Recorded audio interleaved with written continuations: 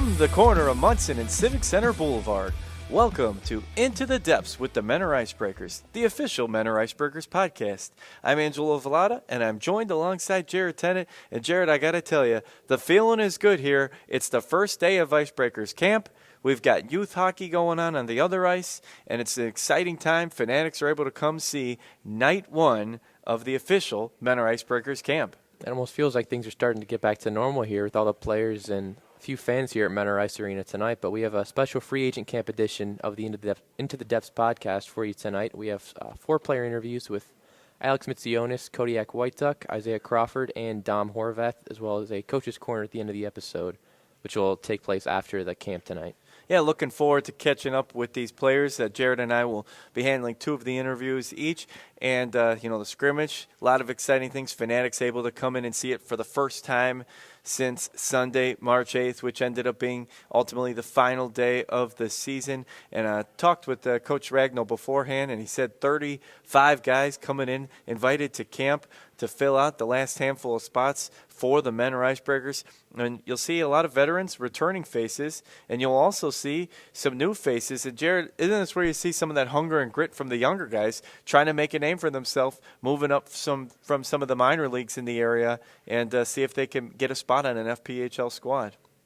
Yeah, it's a really interesting blend of just guys trying to make their first pro team and then some returning players that are going to help put out a competitive product tonight. Some of the returning guys tonight we're going to see are Henry Berger, Dom Horvath, Jake Mullen, Blake Nada, Josh Newberg, Kent Nussbaum, who I think is reffing the game actually, and then Kodiak Whiteduck, Isaiah Crawford, and Cody Oakes, who Oakes was acquired in that Stephen Fowler trade last year, but didn't actually play for the Ice Breakers. But this season, planning on playing for the team. So that's definitely going to be exciting to get some return out of that trade. Yeah, that trade with the Port Huron Prowlers near the end of the season. Right there, actually, on the trade deadline day, was made with the Ice Breakers and Prowlers. So we're excited to bring you live coverage from Men are Ice Arena on the first night of the free agent camp, including the scrimmage. And again, great interviews coming your way. And Coach Ragno at the conclusion of the scrimmage, so it'll be a fun-filled episode. Are you looking for an affordable way to promote your business? We're currently looking for sponsors on the Into the Depths podcast. We have multiple opportunities available and can customize packages to fit your needs. If you're interested, please contact Tim Walker at 440-391-3050 or Tim W. at menaricebreakers.com. All right, we're here with Ice Breakers forward Alex Mitsionis. And Alex, first of all, what have you been up to this offseason? Well, this off-season's been a bit of a different one, but just doing a little bit of work, doing some landscaping, and trying to stay in the gym. Rink's been closed for most of the off-season, but trying to make it work. So you're from Avon, Ohio. Obviously, we're excited to have another Northeast Ohio native on the Ice Breakers. Can you just talk a little bit about the process of you signing with the team? How did that come to be this off-season? So I was in contact with Coach Sebastian for a little bit in the spring and then throughout the early summer, and kind of with what was going on with COVID, things were looking a little uncertain about me maybe going back overseas and playing another year there. And I heard good things through some buddies on the Ice Breakers and had some good talks with Coach Sebastian, and I felt ready to sign and be a part of the Ice Breakers. A lot of guys we sign here that are from around here kind of had some familiarity with this facility. Did you ever play any games here growing up or any tournaments or anything like that? Yeah, I had a few games when I was younger, but I've been away from this area for a while now, so it's definitely good to be back. Yeah, it's one of those facilities. It's just been open for so long. I believe it opened in the 1980s, so a lot of the youth players just in this area have played so many tournaments and games in this building. So looking ahead to this season, what do you think you bring to the table to this Ice Breakers team? How are you going to help the team turn things around and win this season? I think what I bring to the team, good speed on the ice and a little bit of a scoring touch. Try to chip in wherever the coach sees me. So offensively, do you think you kind of fit in as just more of a top-line forward? You talked about that scoring touch, but that's an area the Ice Breakers have struggled in for the past 2 seasons, really. How do you think you can kind of help out on that end with a lot of guys that you're kind of familiar with here? Yeah, so I grew up playing with a couple of the guys, and Coach Sebastian said he expects me to help put the puck in the net, and I think with the overall skill I have and being overseas the last 3 years, I've been able to keep growing on that part of my game and try to bring it back here to Menor. Awesome. So kind of building off that, who are those guys you've played with before? Any of the names on this current Ice Breakers roster? Yeah, so I grew up playing with Declan Conway, Blake Nada, Tyler Homard, and then I actually ended up with Marco Luciani, one of the players that they picked up this offseason. I played with him in Northern Ontario for a year. And then looking back at your career, you did have that 3-game stint in the FPHL with Cornwall in 2018. How did that kind of come to be, just getting your feet wet in the pro ranks? Yeah, so I had a good contact on the team, and he brought me out. So I went over to Cornwall for a little bit when I was back from Sweden, and played some games. It was a pretty interesting experience, and I'm back now, so let's get it. What was kind of your first impressions of the league as a whole? Obviously, it was before the Ice Breakers, but what was your first thoughts on the FPHL? Well, it's actually my first game in the league was we only played a period, and then the ice wasn't good enough to continue playing. So my first game, we only played one period, and then had to resume the game the following morning. But it was a bit of an eye opener and a little bit different from what I was playing. From coming from Sweden, it's a more physical game over here, and everything's a little bit more simplified. And going back to you playing overseas, what was that like over there? Is it kind of just a huge new experience for you, kind of uprooting everything, going over to Sweden to play pro hockey? What was that like? Yeah, so at first it was a bit of a culture shock, just away from the rink, and then on the rink the ice is a bit bigger over there, and the play style is different. They like to hold on to the puck, and it's a little bit less physical. So there was a bit of an adjustment period, and just all hockey players can find a way to adjust and try to succeed. Do you think it was more of an adjustment just on a personal level, like on your day-to-day life, or just actually on the rink? What was a bigger adjustment for you?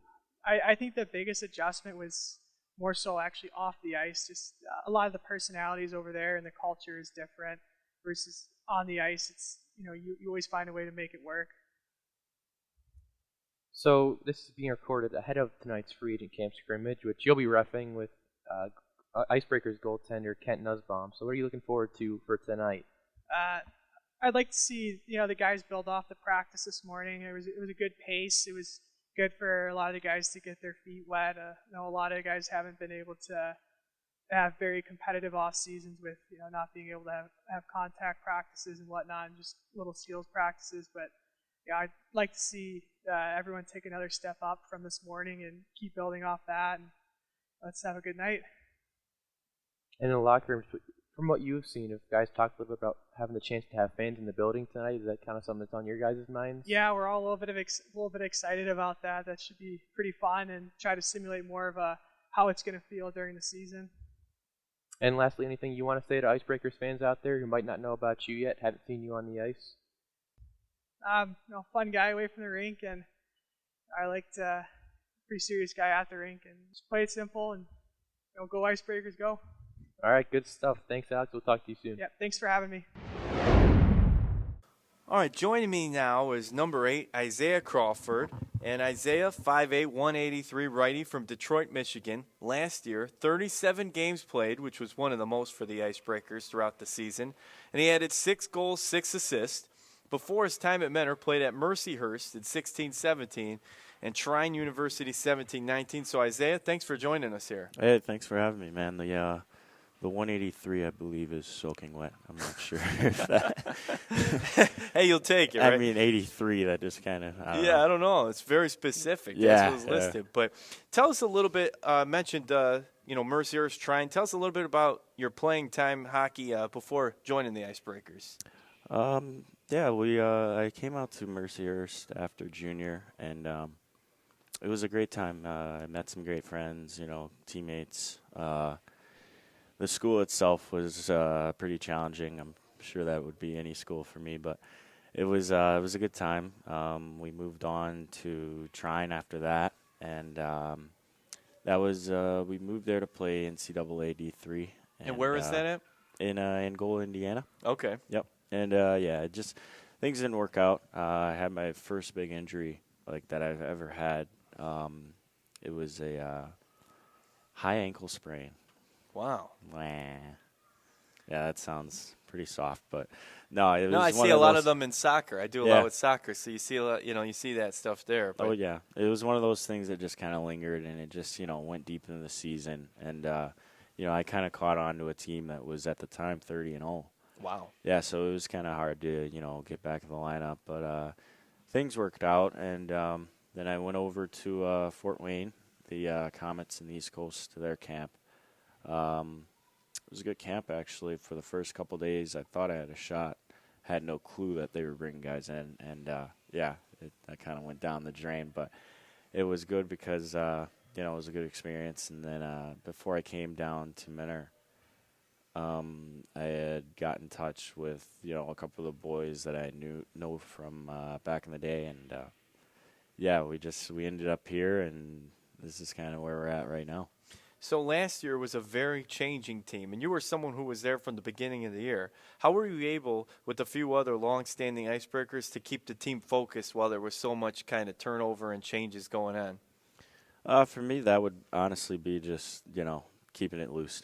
That's my main thing, is just keeping it loose regardless of what's going on, because you always have another day and another game. I mean, it's a very long season, so there comes a time to obviously be serious, and there comes a time to be out of control, I guess you would say. But Would you say kind of control the controllables? yeah, just guys would come in after a 1-goal period, and they're down, and it's just not what you want to go back out with to keep that positive energy.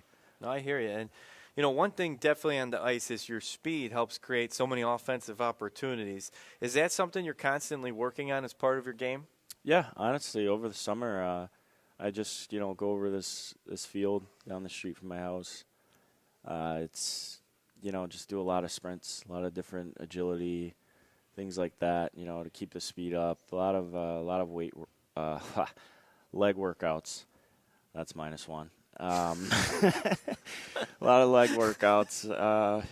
Just keeping that bottom. Wow, I'm gonna be down the tunnel here soon. Keeping that bottom half of the body, always moving. Keep that motor running. So last year the team ended with a bit of a refocused, resurgence. Finished with that win, 6-5 over Delaware. What was it like with so many new, fresh faces wanting to help out the team? Man, that was a great feeling. One of the only games I played in 2 arenas. Hey, we're overlooking the second one right here. Exactly. That was a great experience, man. Just to see like the looks on the faces from the kids that came in. You could tell that they were happy that they could, help the team out that at the time was on its way out. We had to win those games to, even have a sniff at playoffs. So yeah, that was going to be a big series with Delaware. Oh yeah, they got lucky. I'm looking forward to seeing those matches this year, because there's definitely some unfinished business. The next 100%. weekend, you guys were getting ready to get on the bus to go up to Delaware for 3 games. Oh yeah. So yeah, it was a great experience, and you could tell the players, the fans, and honestly, Coach Seabass, he was electric after that game. You could tell that it was just something that was been waiting to be let out, and the boys finally came and put it together, and we got the dub. Yeah, that was definitely fun. So far living in Menor, what have been your favorite parts? Favorite parts, man. Either the mall, for nothing. Yeah, just to walk around, kill some time. Just to walk around. I mean, a lot of good restaurants in Menor. Yeah. I'm a big BJ's guy. Okay. Yeah. That is right by the mall, isn't it? Yeah. Okay. Yeah, either that place or Buffalo Wild Wings. Okay. That's another spot. So we're about, hopefully, everybody's crossing fingers, 2 months away from the start of the season, roughly. Yep. Maybe a little bit more. But what are your hopes for this year upcoming on the ice? Yeah, no, it's unfinished business, and it's something that, I know that the boys are hungry for. There's guys like returners like Whiteduck, Weber. Those were guys that came in and made a huge impact on that last game, and you could tell that they were pretty fired up after that game. So, I'm just excited to see what these guys come back with after a long period of waiting. No, that's awesome. Now I'm going to give you the easiest, hardest question. Oh, man. What's your name? You told me beforehand that you were out on the greens today golfing. Oh, yeah. So the question is, does hockey help golf or does golf help hockey? Either of those, does that factor in? In the summer, yeah. Yeah? Yeah. You know, I took it up this summer for the most part. Like, I would always play golf here and there. But this summer it was a big deal because of, the COVID. So it was something to get away, get out, and, hang out with the boys and have fun. But I don't know. It's pretty relaxing. And how did you do today? We're not going to talk about that. Yeah, that's yeah. You were out there, though. Man, and you had a good time. I just don't understand it. Has there ever been – now think about it. You hit a little disc while flying up and down on ice. Yep. And a bunch of other grown men want to smash you. But how humbling is golf? There's just you and a ball. You would think, I could control this, right? Yeah. And everyone says you look at Michael Jordan, a tremendous athlete. You look at all these other athletes who do golf invitationals and other things, and they say how humbling the game of golf really is. Yeah, and frustrating. That's for sure, because it's just a ball there. And, the slightest thing, you pick your head up. Yep. Yeah, you miss it. It's just, I don't know, man. It's a tough game, but it's fun. It keeps you coming back because you want that. It kind of gives you that hunger. So, yeah, I love golf. Well, that's awesome. Great. Well, we got to catch up with Isaiah Crawford, who was a big part of the Ice Breakers last year. I'm very excited to get back onto the ice, and you'll be out there tonight on the scrimmage. So have some fun out there, let loose on the ice, and we'll look forward to seeing you on the ice for the Ice Breakers come regular season, couple of months. For sure. Thank you, guys. Yep, Appreciate you for having me on. Looking for a way to keep your child connected with the Ice Breakers this hockey season? The team will be offering 1-hour youth enhancement sessions every Wednesday at 1 p.m. at Menor Ice Arena from October 7th through December 16th. Sessions will be led by Ice Breakers coaches and players and focus on enhancing the skills of each player in attendance. Sessions are open to youth hockey players of any age, and players will be divided into groups based on age and skill level. For more information and to register, visit menoricebreakers.com/enhancement. All right, we're here with Ice Breakers defenseman Dominic Horvath. And, Dom, what's your offseason been like so far? Been pretty good. Just working a little bit, golfing a little bit of everything, so can't complain. So starting things off here, going back towards the end of last season, can you talk a little bit about your role with the Ice Breakers? Kind of seems like you really helped to stabilize the defensive end for the team that was really struggling towards the end of the year.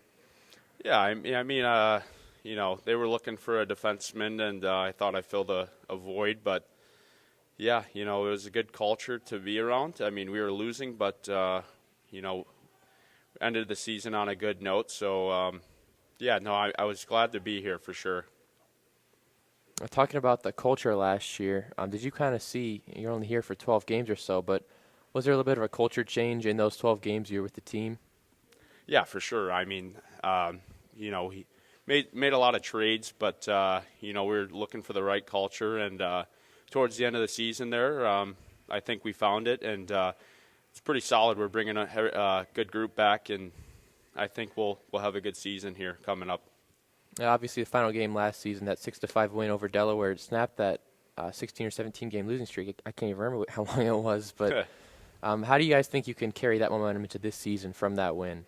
Yeah, I mean, season got cut short, unfortunately, due to circumstances we couldn't control. But, yeah, I think we have a good core coming back, and I think that'll, excite us, and hope the fans are excited as well. So after your 4-year college career, you started your pro career in the SPHL. First, it was 3 games in Quad City with the Storm, and then the following season, 3 games in Roanoke with the Rail Yard Dogs. So how did you end up with those 2 teams, and what was that experience up in the SPHL like for you? It was a good experience. I signed a PTO after college to Quad City. Thought I had a pretty good showing. Unfortunately, I had to go back to school to finish out my degree. So I went back, and then the upcoming season, last season, I went to Evansville, didn't work out, ended up in Roanoke. We were struggling. I don't think I did my best, but, it didn't work out there and ended up in Elmira. Then I ended up here in Mentor, so. So going back to Elmira, last season you started with them, obviously, in this league. It was 19 games and your first taste of the FPHL. What was kind of your initial impression of the league as a whole, and what was it like playing for Elmira? It was a good experience. My first weekend was in Carolina, so it was a good pace. I thought it was it's a solid league for sure, and very good experience, I would say, and I learned a lot. How do you think the play in the FPHL kind of compares to the SPHL? Obviously not as fast, but is there any other ways you can think of it differs, maybe more physical? I would say maybe physicality, but more or less just execution, I would say. But other than that, I think it matches up pretty well. Last season you were traded to the Ice Breakers in the middle of the season. Obviously you're from Toledo, Ohio, and Ice Breakers are the only Ohio team in the FPHL. So what was your initial reaction to kind of going home in a sense? At first you don't want to be traded, and I moved around a lot in my pro career, the short pro career I've had. So it hurts a little bit, but you get over it. And I was excited to be closer to home, and my parents could come watch, and that it was exciting. Yeah, for sure. And looking ahead to this year, what do you think your role is going to be with the team this season as somebody that's kind of almost like a veteran, really, with this team having 12 games under your belt? Just more of a stay-at-home D-man, maybe chip in here or there, but just make sure that the D-zone's secure and helping out our goalies, and just doing everything I can to be an impact in every game. And then obviously tonight, the free agent camp scrimmage. What are you most looking forward to about tonight? I would say just getting in front of the fans again. It'll be exciting for sure. It's been a while since I've been around a group of people, I would say, or even played a competitive game last time was here in Mentor. So I think it'll be exciting. I'm really looking forward to it. I think it'll be a great time. And then lastly, anything you want to say to the Ice Breakers fans? Just thanks for the support. My short time here, it's been awesome. I feel at home, and I really appreciate the support, and the whole team does. Awesome. Thanks, Dom. Yep, thank you.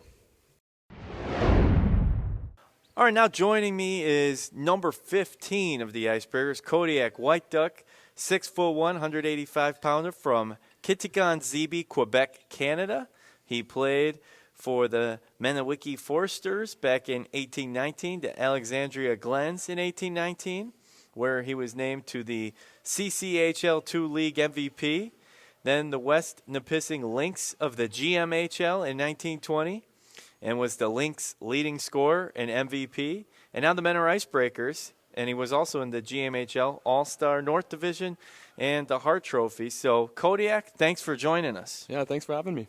Tell us a little bit about your experience in last season's final game of the year, which this has to be very reminiscent because we are broadcasting this episode right in front of the second rink, which you had to come and make some things happen. So tell everybody, because it's kind of become this legend in the area, so share everyone that story. Okay, it was a hectic day. So I got up that morning from 6 o'clock, had a 9-hour drive. I missed first period. I showed up late, and I was in the stands. I got to see the end of the first period. And then I was walking to the lobby, and I heard my name being called, and I was like, yeah, that's me. They're like, go get your stuff and suit up. So what period, was it second period or third period when you officially were able to take the ice? Second period. Second period. Yeah. And so then you have the game winner in a 2-rink game after a 9-hour drive. Yeah, it was something. So, yeah, that was a really cool moment for sure. And I know the Fanatics were so happy. It was a big win. So you have been MVP and tops of both previous leagues and teams you've been on. How can being the best at those points help you come in and add some of that flavor and experience you've gotten with the Mentor Ice Breakers now? Well, it's about crafting your position, really. It's being in the right places. The goals just come in easily. Yeah. And, we only got to see the Fanatics, only got to see it for the one game so far. Unfortunately, the season came to a close, although that was sort of a fitting ending game. But tell us a little bit about your on-ice style. I like to play a fast game. Yeah, but I play with a lot of grit. So I like to play in the corners, never afraid. But I like to put the puck behind the net.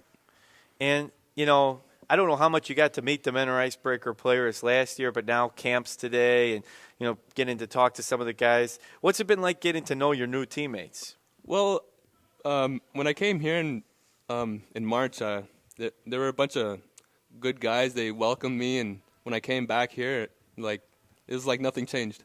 That's awesome.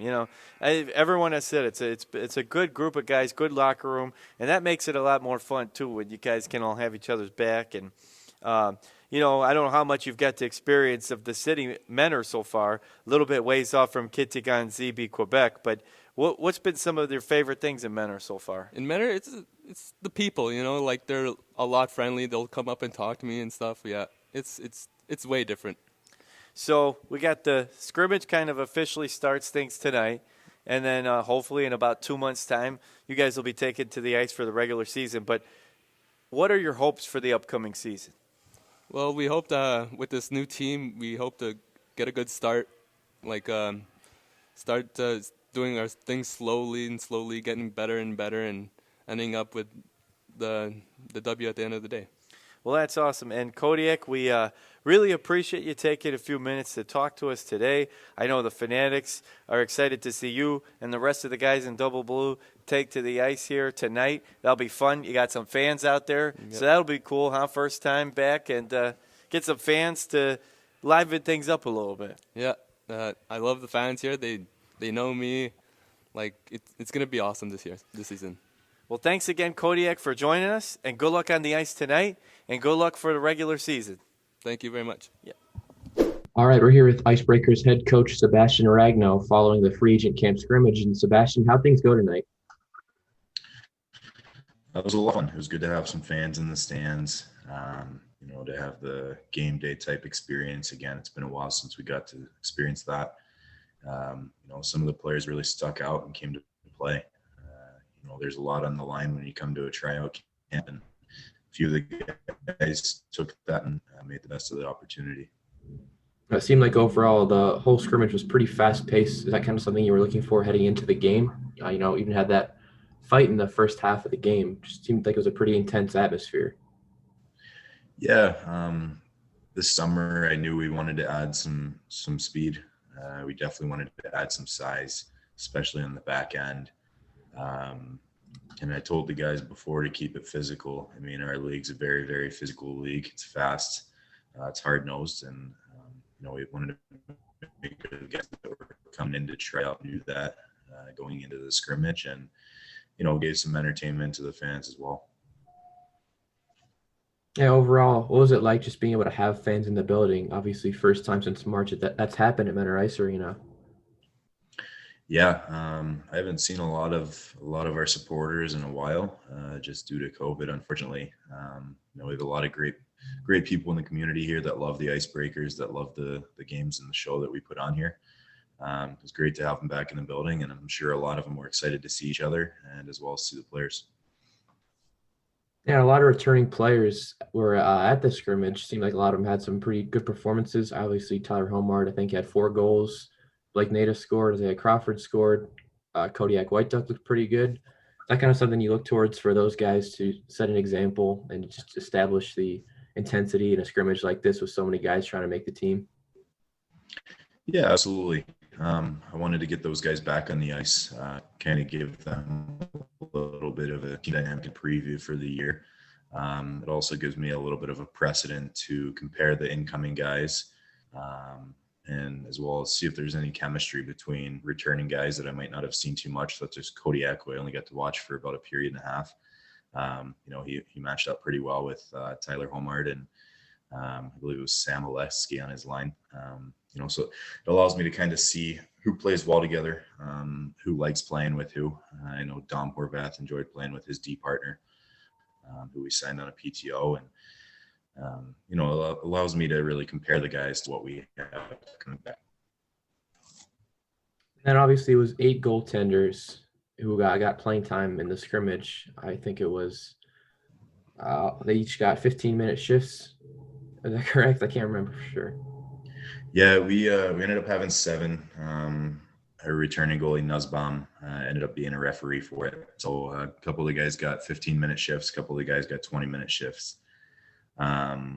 from my experience being a goalie, when you go to a tryout camp, it's about the same type of thing. There's always a lot of goalies. There's only a few spots open, and you essentially have to make the best of what you have. I thought all the goalies were about pretty even, and it made the decision very, very hard. So I'm probably going to butcher these two names, but it seemed like two guys that really stood out were Sam Alexi and Beck Tolipbergen. I hope that's close, but what are your thoughts on those two guys and any of the newer guys that kind of stood out in that scrimmage? Yeah, Sam was on my team, so Saturday night I really got to watch him kind of interact more closely. He definitely stood out, like I said. Him and Homard and Whiteduck had a good night at the outing, and he put up a couple goals. I felt that he dominated the pace. Was strong in his skate, strong in the puck. Got a couple shots on net. Had a few really good tips as well. So he definitely brought the pace that we were looking for. Beck, same type of thing. He really dominated. Had 2 back-to-back breakaway goals. And just looked like a man out there compared to some of the other guys that we brought in, unfortunately. But with a player of his experience, having played in the SP for a little bit, and having some really good numbers overseas, I kind of expected to see that from him. And he really made a statement that he wants to be here. And when I got to interview both the kids on Sunday afternoon, both are great kids.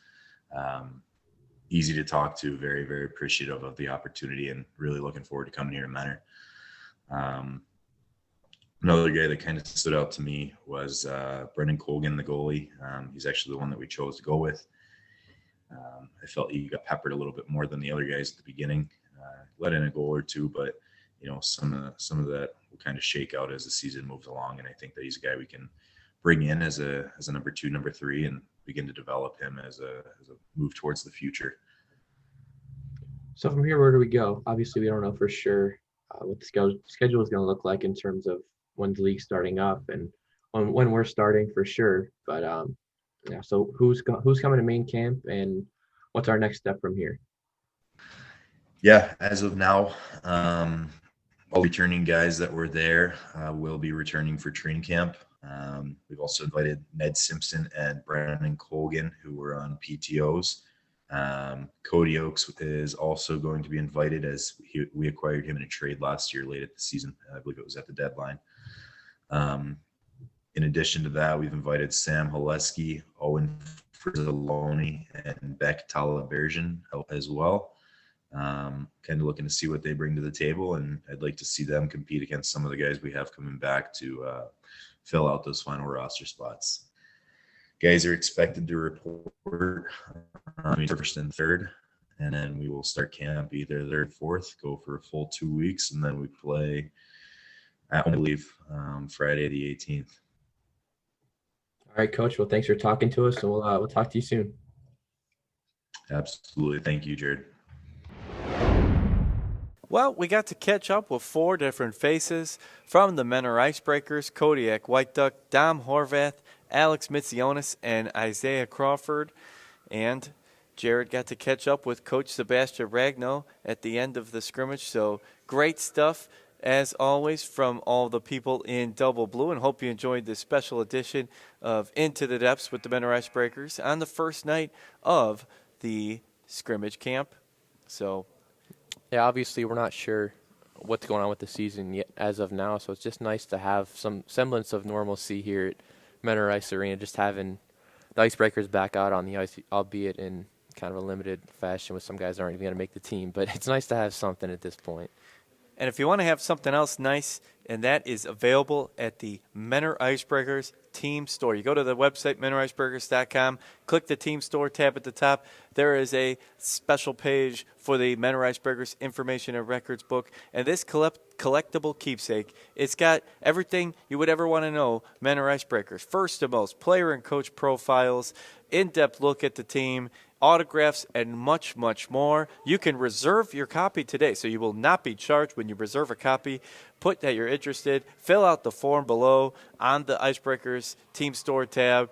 You, again, will not be charged, and we will keep you posted as it gets closer to those being delivered to the Menor Ice Arena and get them out to you fanatics. But it's the brand-new collectible keepsake. You're going to want to do it. They will be $15 when they come, but right now, reserve your copy today. I did want to clarify regarding the book. It's more of a hybrid between a media guide and a yearbook, so it's going to be a comprehensive review of last season, but on top of that, it's going to have all the information on this year's players and this year's coaches, everything about this year's edition of the Ice Breakers on top of that.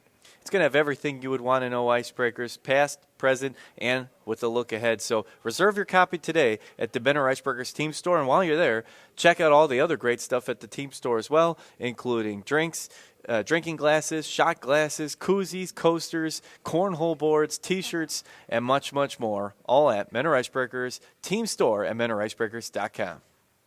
And then before we go, just want to talk a little bit about next episode. I know we talked about an outline for this show, which didn't end up happening because the whole free agent camp show got thrown together at the last minute. But looking ahead to next episode, we're going to use that format we talked about in last show. So we'll have another player interview. I'll start our first front office feature where we talk to one of the Ice Breakers staff members and figure out what they do on a daily basis. And then we'll add in either another Coach's Corner segment or a fan mailbox segment, depending on what's going to fit best in that episode.